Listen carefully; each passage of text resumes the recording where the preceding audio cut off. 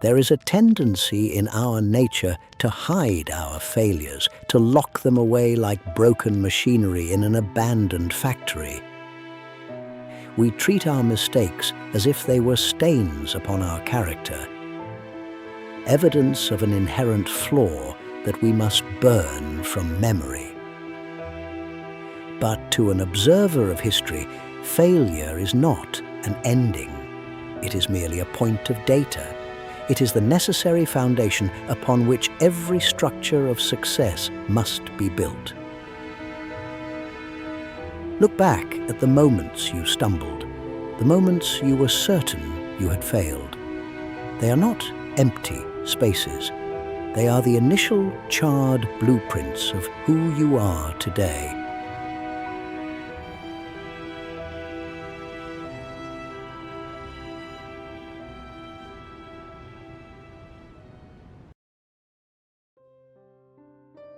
Consider the alchemy of raw materials. Iron, in its natural state, is relatively soft and prone to breaking. It is only when it is subjected to the intense heat of the furnace and then hammered ruthlessly that it becomes steel.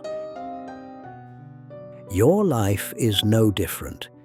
The failures you have endured were not random misfortunes. They were the tempering of your resolve. The rust you find on your soul is not a sign of decay. It is the undeniable physical evidence that you have been in the fight, that you have been exposed to the elements, and that you have held your ground.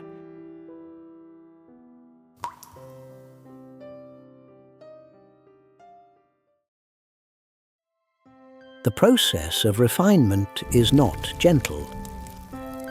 The crucible does not care for the raw metal's comfort. It burns away the impurity to leave only that which is essential and true.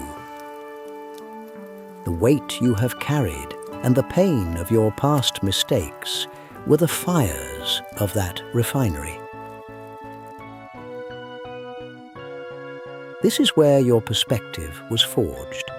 When you are forced to strip away the illusion of perfection, you are left with something far more valuable, an unshakable knowledge of your own core.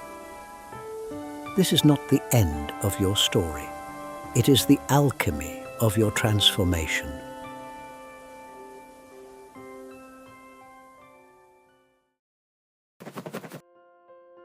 The goal of alchemy was not merely to create gold, it was to find wisdom in the transformation.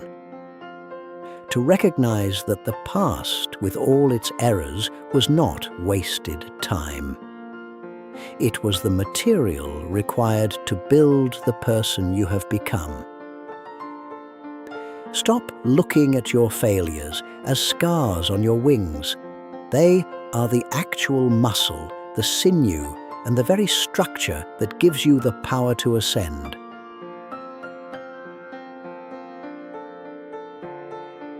Only a bird that has fallen and learned to fly again knows the true capacity of its own strength. It is time to use that strength to soar.